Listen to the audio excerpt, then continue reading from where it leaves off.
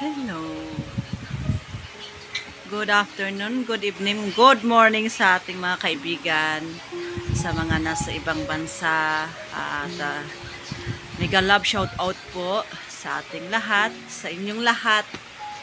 At may isi-share lang ako. Grabe yung nangyari kasi dito sa loob ng bahay namin ngayong araw. Ngayon, sisimulan ko dun sa nangyari kahapon.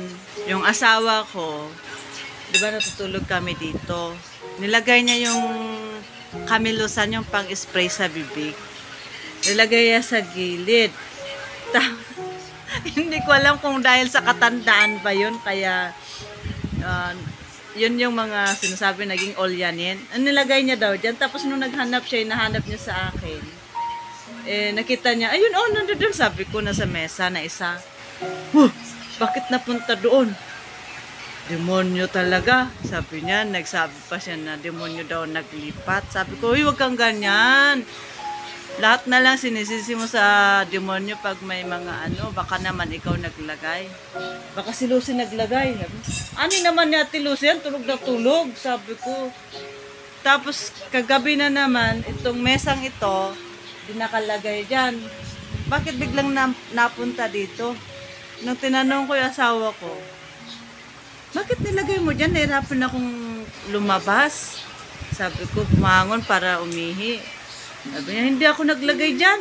Ha? Sino naglagay? Nauna kami natulog, ikaw ang huling natulog, sabi ko. Ngayon, alam mo na yung sasabihin niya yung meron na naman siya sasabihin na gano'n nga.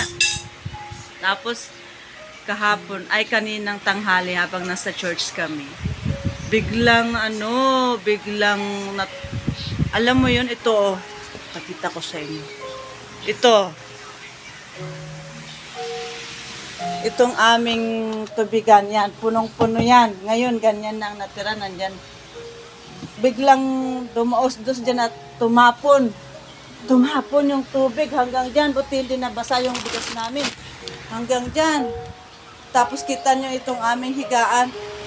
Basa ito. Basa yan. Ayan, oh. Nabasa na yan. So, basa yan. Di ko alam kung ganyan. Bukas ay papatuyo namin yan. Basa talaga to hanggang dyan. Ganyan ang nangyari.